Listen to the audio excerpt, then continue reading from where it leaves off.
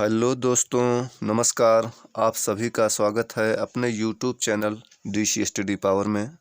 आज हम आपको हाई स्कूल के बीजगणित में अध्याय 4 द्विघात गुणनखंड की चर्चा करेंगे, जिसमें आपको रूट वाली संख्याओं के द्विघात गुणनखंड बताएंगे और उनके मूल भी निकाल कर बताएंगे।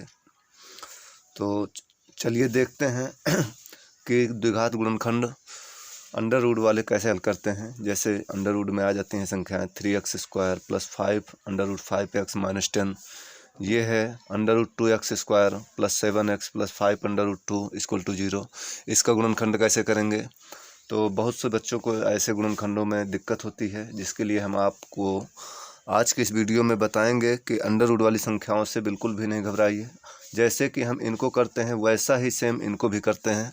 थोड़ा सा नियम होते हैं, उन नियमों का ध्यान में रखते हैं जो रूट के अंतर्गत चलते हैं। अंडर रूट के कुछ नियम होते हैं। तो चलिए हम पहले अंडर रूट वाले नियम समझा देते हैं। जैसे यहाँ पर देख लीजिए बगल में कि अंडर रूट का 2 बार यदि गुणा करें या स्क्वायर करें, स्क्वायर का मतलब भी यही होता है कि अंडर रूट का गुणा 2 बार करना। तो इसका मतलब ये हो जाएगा कि इससे रूट हट जाएगा, यानी 2 भरा आ जाएगा। इसी तरह अगर हम किसी चीज़ को अंडर रूट 3 लिखा है, अगर उसको भी हम 2 बार गुणा करेंगे तो वो भी 3 हो जाएगा। अगर मान लीजिए कहीं 5 लिखा है तो हम उसको अपनी तरफ से अंडर रूट 5 गुणे अंडर रूट 5 लिख सकते हैं। जैसे कि इसमें एक नियम होता है कि घातांक वाला, जैसे अंडर रूट 7 लिखा है, इसमें स्क्वायर लगा है, तो इसको अगर हम हल करेंगे तो अंडर रूट को हटाकर हम उसकी पावर में 1/2 लिख सकते हैं। और ये जो पावर में 2 लिखा हुआ है, इसको भी जब हम लगाएंगे तो घात का गुणा होने पर ये कट जाएगा, बचेगा ओनली हमारे पास 7। तो इस नियम के, घातांक के इस नियम के कारण यह 2 अंडर रूटों का मान गुणा करने पर सेम वही संख्या आ जाती है जिसके ऊपर अंडर रूट लगा होता है। तो ये आप समझ गए होंगे कि यदि किसी भी संख्या का 2 बार रूट में हो, उसका मल्टीप्लाई किया जाए तो वह रूट हट जाता है, यानी वही संख्या भरा आ जाती है। या फिर ये भी कह सकते हैं कि मान लीजिए अगर कोई संख्या दिए है हमारे पास, कह दिया जाए 6 दिया है, तो हम इसको 2 बार लिख सकते हैं अंडर रूट 6 × अंडर रूट 6, क्योंकि इन दोनों का मल्टीप्लाई जो होगा वो 6 के बराबर होगा। या फिर इस तरह भी समझ सकते हैं कि अंडर रूट के अंदर जब गुणा कराएंगे तो अंडर रूट 36 हो जाएगा, जिसका मान बाहर निकलकर 6 आ जाएगा। तो चलिए, ये जो गुणनखंड है ये तो सिंपल सा है, आप सभी जानते होंगे इसको कैसे हल करेंगे। तो इसका एक नियम होता है कि जो x² के साथ में संख्या होती है उसका अचर पद से मल्टीप्लाई कराते हैं, यानी कितना आ जाएगा 2 × 3 यानी 6 आ गया। 6 के ऐसे 2 भाग करिए कि 5 आ जाए, तो 2 और 3 हो गया, 2 3 6, यानी 6 के ये भी गुणनखंड हो सकता है 1 × 6, तो ये भी हो जाएगा। लेकिन इसको अगर हम हल करेंगे तो समझना है यहाँ पर कि इसमें घटाने पर आता है 5। यहाँ पर 5 लाना है तो देखो, इनको जोड़ देंगे तो 5 आ जाएगा, इनको घटा देंगे तो भी 5 आ जाएगा। तो अब ये सोचने वाली बात है कि यूज कौन सा करें, ये घटाने वाला करें या फिर जोड़ने वाला करें। तो इसके लिए भी सिंपल सा नियम है, याद रखना है आपको कि जो अचर पद का चिन्ह दिया हो, जैसे अचर पद में प्लस दिया है तो इसका मतलब है कि प्लस वाला मान ही हमें लेना है, माइनस वाला नहीं लेना, यानी प्लस करने पर ही मध्य का पद मिलना चाहिए हमें। तो यानी कि हम इस 5 की जगह लिख सकते हैं 2x² - 2 + 3x + 3 = 0। तो ये हो जाएगा, x का अंदर गुणा कराएंगे तो 2x² - 2x - 3x + 3 = 0। ये माइनस का इधर से गुणा होगा, इधर से x का गुणा होगा। अगर इधर माइनस दिया है तो हमें दोनों चीज़ों का ध्यान देते हैं, x और माइनस का। अगर माइनस का गुणा कराएंगे तो दोनों पद ये माइनस के हो जाएंगे। अब इन दोनों से देखेंगे क्या कॉमन है और इन दोनों से क्या कॉमन। इन दोनों में देख सकते हैं कि 2x कॉमन है, दोनों से मिल रहा है हमें। कॉमन करने के बाद यहाँ पर x बचेगा और यहाँ पर 1 बचेगा। यहाँ पर क्या कॉमन कर सकते हैं, यहाँ पर हम ओनली 3 कॉमन करेंगे, क्योंकि x यहाँ से कॉमन नहीं हो सकता। जो चीज़ दोनों तरफ मिल जाए हमें वही कॉमन करना है। तो यहाँ पर बचेगा x और यहाँ पर बचेगा -1। कुछ बच्चे सोचते होंगे कि यहाँ तो प्लस है, यहाँ -1 कैसे हो गया। जैसे हम माइनस का गुणा कराने पर अगर प्लस का माइनस हो जाता है, वैसे हम माइनस कॉमन करने पर भी चिन्ह बदलता है।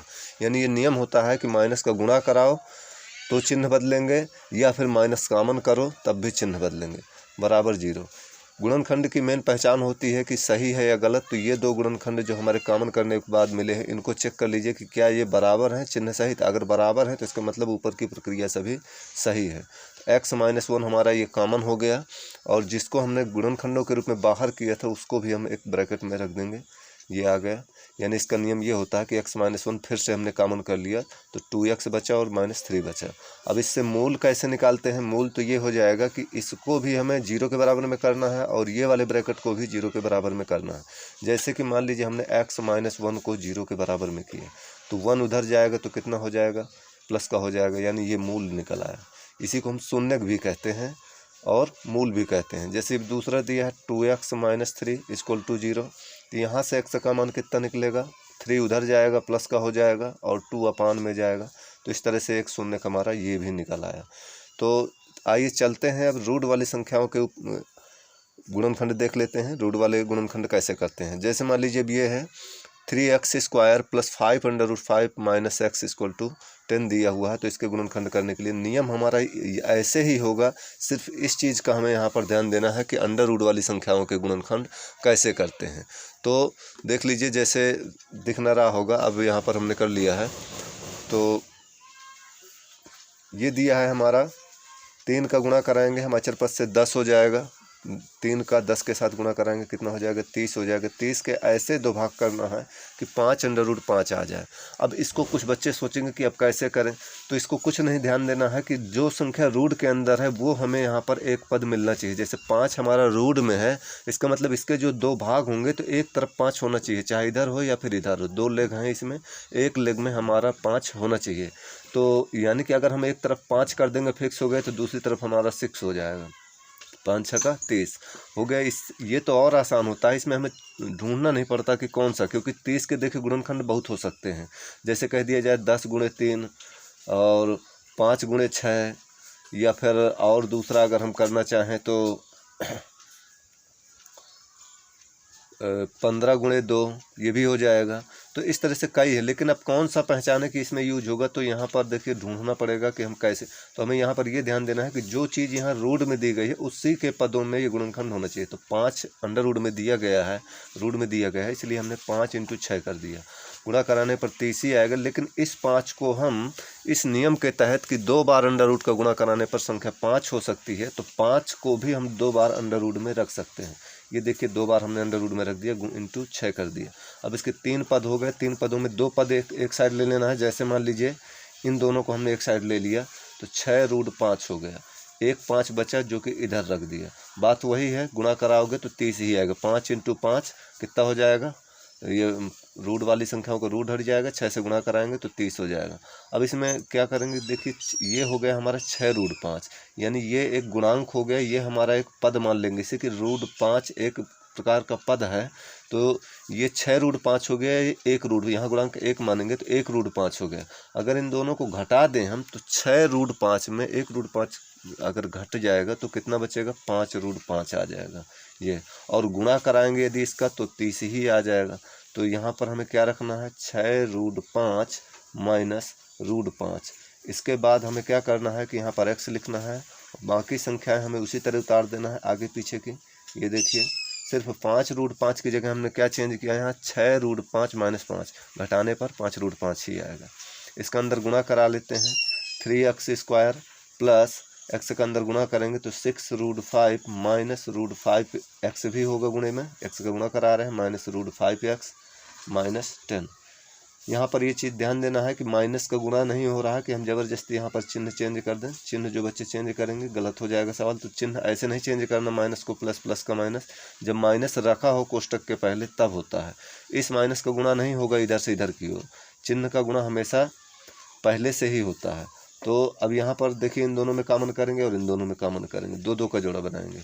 अब इसमें से ये देखना है कि क्या कॉमन है, इन दोनों में से ये देखना है हमें कि क्या कॉमन है। तो इन दोनों में से ये देख सकते हैं कि यहाँ पर 3 है, यहाँ पर भी 3 कॉमन हो जाएगा, x भी दोनों तरफ कॉमन है। तो 3x हमने कॉमन कर लिया, क्या बचा यहाँ पर? x बचा, यहाँ पर प्लस बचेगा। जब हम 3 कॉमन करेंगे तो 2 बचेगा और √5 बचेगा। इस तरह से कॉमन में बचा। अब यहाँ पर क्या बचेगा? यहाँ पर देखिए, यहाँ पर अगर यहाँ पर x है, यहाँ पर x लाना है हमको, तो ये √5 हमें कॉमन करना पड़ेगा। तो चिन्ह सहित हमने √5 क्या कर लिया? कॉमन कर लिया। और ये जब कॉमन करेंगे तो यहाँ पर x बचेगा। अब यहाँ पर समस्या आती है कि यहाँ पर कैसे √5 कॉमन करें। यहाँ पर तो 10 लिखा हुआ है, इसको कैसे √5 कॉमन करें? तो चलिए 10 को हम 2 भागों में तोड़ लेते हैं। 10 को लिख दिया हमने 2 गुणे 5, ये लिख सकते हैं। और रूट इस 5 को हम ये भी लिख सकते हैं कि 2 गुणे रूट 5 इंटू रूट 5 लिख सकते हैं, बिल्कुल लिख सकते हैं। तो यानी कि 10 हमारा इसके बराबर है। अब हमें कॉमन क्या करना है, रूट 5। तो रूट 5 एक ठो कॉमन हो गया, इन दोनों में से कोई एक ठो कॉमन कर ले रूट 5, तो एक ठो कॉमन हो जाएगा। तो बचेगा कितना फिर हमारा, 2 रूट 5। तो यहाँ पर ये समझ में आ गया होगा कि 2 रूट 5 कैसे कॉमन हुआ। यानी कि 10 को हमने दूसरे रूपों में चेंज कर लिया। 10 को 10 नहीं लिखा रहने दिया, उसकी जगह पर, उसके स्थान पर हमने उसके गुणनखंडों के रूप में इसको रख लिया। तो जब गुणनखंडों में हो गया तो रूट 5 हमें कॉमन करना था, तो रूट 5 कॉमन हो गया। बचा हुआ मान हमारा 2 रूट 5 है, इसी को हमने यहाँ पर रख दिया। देख लीजिए एक चीज़ यहाँ पर देखिए, हमने भी गलती कर दी, हो सकता है आपसे भी हो जाए ऐसे ही, क्योंकि बहुत ध्यान देना पड़ता है। माइनस हमने कॉमन किया है लेकिन उसका ध्यान नहीं दिया है, रूट 5 ही सिर्फ कॉमन किया। माइनस कॉमन करने पर चिन्ह भी हमारा ये पॉजिटिव हो जाएगा, ये प्लस का हो जाएगा। तो अब इस तरह से देखिए मिल गया, मैच हो गया। तो ये जब ये मैच हो जाए तभी समझना है हमें कि हमारा गुणनखंड सही है। अगर मैच नहीं हो रहा है तो हम ये समझेंगे कि हमारा गुणनखंड अभी सही नहीं है। तो चलिए आगे इसको देखिए, गुण जैसे भी इसके मूल ज्ञात करना है या इसके शून्य ज्ञात करना है, तो हमारे पास 2 ब्रैकेट आ गए। इन 2 ब्रैकेटों को 0 के बराबर में रखेंगे, समानता का व्यवहार दर्शाएंगे कि इसको भी 0 देंगे और इसको भी 0 देंगे। तो चलिए ये यहाँ डिवाइडर कर दिया हमने इसको। अभी एक तरफ हमने x + 2 रूट 5 = 0 लिख दिया, इसके मान को 0 कर दिया। अब दूसरी तरफ हम इसको भी 0 करेंगे, 3x - रूट 5 = 0। अब यहाँ से x का मान निकालना है जब हमें, तो ये वाली संख्या उधर जाएगी तो नेगेटिव हो जाएगी, ये हो गया। यानी ये हमारा शून्यक निकल आया। एक दूसरा शून्यक हमें निकालना है, तो यहाँ से निकल आएगा x = √5/3 में जाएगा। तो दूसरा शून्यक हमारा ये निकल आया। तो मुझे आशा होगी कि आप लोग समझ गए होंगे। नहीं यदि समझ में आया है तो आइए चलते तीसरे एग्जाम्पल से, तीसरे उदाहरण से समझते हैं कि रूट वाली संख्याओं को कैसे गुणनखंड करते हैं। तो इसमें से मैंने गुणनखंड करके और साथ ही उनके मूल भी निकाल कर आपको बताए हैं। अब अगले एग्जाम्पल की ओर चलते हैं। दोबारा फिर से कंफर्म करना है, जो ना समझ में आया है तो इसमें से समझना है। जैसे ये दिया है तुम्हारा √2x² + 7x + 5√2x = 0। तो करना हमें वैसे ही है, कोई चेंजिंग नहीं। यानी x² के साथ में रखी हुई संख्या का गुणा, इस संख्या का गुणा हमें अचर पद यानी इस संख्या से करा देना। तो चलिए करा देते हैं। 5√2 के साथ में किसका गुणा कराएंगे, √2 का। तो देखिए जब गुणा कराएंगे तो ये रूट वाली हैं, दोनों रूट वाली संख्याएं हैं, इसलिए ये रूट हट जाएगा इनसे, ओनली 2 भर बचेगा। तो 5 दूनी कितना हो जाएगा, 10 हो जाएगा। अब हमें 10 के ऐसे 2 भाग करना है कि 7 आ जाए। तो बिल्कुल सिंपल सा है, यहाँ पर तो कोई दिक्कत नहीं है। 2 पंचे 10, गुणा कराएंगे तो 10, अगर जोड़ देंगे तो 7 हो जाएगा। यहाँ प्लस लगा है, इससे भी आप आंकड़ा लगा सकते हैं कि जोड़ने पर ही आना चाहिए इसका मान। चलिए इसकी जगह हम रखेंगे 2 + 5 और x का गुणा कराएंगे तो हमारे पास कुछ ऐसा मिल जाएगा। देखिए 2x + 5x + 5√2 = 0। यहाँ पर हमने रख कर गुणा भी करा दिया है। अब देखिए 2 का कॉमन करने की बात आ गई। यहाँ पर फिर समझना है कि अब कुछ बच्चे होते हैं सोच लेते हैं कुछ कॉमन ही नहीं है, यहाँ तो रूट लगा है, यहाँ रूट नहीं लगा, कॉमन कैसे करेंगे। तो कोई दिक्कत नहीं है। हमने बताया है कि यदि 2 बार √ का गुणा कराने पर 2 आ सकता है, तो जहाँ पर यदि खाली 2 लिखा है तो हम उसको भी 2 बार में √ के रूप में रख सकते हैं। इस तरह से अगर कहीं खाली 2 लिखा हुआ है, तो जैसे कि यहाँ हमें खाली 2 मिल रहा है, तो इसके स्थान पे हम इसको 2 बार √ में रख सकते हैं। ऐसे करके 2 बार यहाँ पर √ में मान सकते हैं। तो जब 2 √ यहाँ पर हो गए तो एक हमारा कॉमन हो सकता है, क्योंकि स्पष्ट हो गया कि यहाँ पर भी √ है, लेकिन 2 हैं तो एक हमें चाहिए, एक कॉमन कर लिया। x तो है ही है दोनों तरफ, तो यहाँ पर बचेगा क्या, ये कॉमन हो गया, एक x भी कॉमन हो गया, x बचेगा। यहाँ पर देखिए क्या बचेगा, यहाँ पर ध्यान देना है कि 2 √ में चेंज किया है इसको, एक कॉमन हो गया तो एक तो √ बचेगा ही, साथ ही x कॉमन हो गया। अब यहाँ पर इसी तरह देखना है, गौर करना है कि यहाँ पर हमें कॉमन ऐसे नहीं करना है कि तुम सोचो कि √5 कॉमन कर लें, इससे भी मिल जाएगा। यहाँ से हमारा पूरा 5 कॉमन है। जब 5 कॉमन है तो यहाँ x बचेगा और यहाँ पर √2 बचेगा। देखिए बची हुई संख्या जो हमारी है दोनों तरफ का कॉमन करने के बाद ये सेम मिल रहा है। यही एक पहचान होती है कि हमारा गुणनखंड सही है अन्यथा या गलत है। तो जो बचा हुआ मान है उसको हमने अलग अलग ब्रैकेटों में रख दिया है। इसके बाद मान निकालना है, तो यहाँ पर ऐसे करके इसको x + √2 को भी 0 के बराबर में रखेंगे, 2 √x + 5 को भी 0 के बराबर में रखेंगे तो यहाँ से x की वैल्यू आ जाएगी √2, निगेटिव हो जाएगा क्योंकि माइनस का है, तो एक शून्य का हमारा ये निकल आया। और यहाँ से x की वैल्यू निकल आएगी 5 उधर जाएगा, माइनस का हो जाएगा, 2 अपान में चला जाएगा क्योंकि इनटू की चीज़ बटे में जाती है, तो एक शून्य का हमारा ये निकल आया। अच्छा, एक चीज़ कुछ इस तरह भी हम कर सकते हैं कि यदि इस सवाल में 2 + 5 न रखा हो, 5 + 2 रखा हो, तब क्या होगा। अगर मान लीजिए यहाँ पर 5 + 2 रखा होता तो ये 5x इधर होता, 2x इधर होता। तो देख लीजिए, इसको भी गुणनखंड कर देते हैं। यदि हम 5x इधर कर दें और 2x उधर कर दें, बगल में कर दें, बाकी सेम उसी तरह रहने दें, फिर कामन कैसे करेंगे। ये देखिए, जैसे अब इन दोनों में तो कुछ कामन नहीं है, सोच रहे होंगे कि आपको दिक्कत हो गई, कोई कामन नहीं है। तो देखिए, ऐसा तो है नहीं कि इसको हम 2 बार अंडर में लिख सकते हैं, नहीं लिख सकते। क्यों? क्योंकि ये 5 है लिखा हुआ, इसको हम 5 को ही 2 बार लिख सकते हैं अंडर में। तो इसलिए हम यहाँ पर ओनली x ही कामन करेंगे और कुछ नहीं। तो x कामन करेंगे तो यहाँ पर बचेगा √2x और यहाँ पर बचेगा 5। अब यहाँ पर देखेंगे क्या कामन है। यहाँ पर हाँ देख सकते हैं कि यहाँ पर भी 2 है, यहाँ पर भी 2 है, लेकिन एक तरफ 2 अंडर लगा हुआ है, एक तरफ अंडर नहीं लगा हुआ है। तो जहाँ नहीं लगा हुआ है वहाँ पर हम ये मान सकते हैं कि 2 को हम 2 बार अंडर में लिख सकते हैं, यानी कि एक बार अंडर हमारा कामन हो जाएगा। तो बचा हुआ मान हमारे पास है। यहाँ पर सोचो कि पूरा कामन हो गया, नहीं कामन हुआ। यहाँ पर एक अंडर बचेगा और यहाँ पर हमारा ओनली 5 बचेगा बराबर 0। ये देखिए, हमारा ये मिल गया। उसी तरह √2x + 5 और कामन की हुई चीज़ हो गई x + √2 = 0। इस तरह से देख लीजिए, ये गुणनखंड वैसे ही हो गया जैसे कि ये दिया हुआ था। तो मुझे आशा है कि आप लोगों को ये गुणनखंड समझ में आ गए होंगे और आप लोग इसी तरह की वीडियो देखने के लिए हमारे चैनल को, यदि चैनल पर नए हों तो उसे सब्सक्राइब करें और लाइक करें। और ऐसी ही मैथ की यूजफुल वीडियो देखने के लिए हमारे चैनल पर बने रहिएगा। वीडियो देखने के लिए धन्यवाद।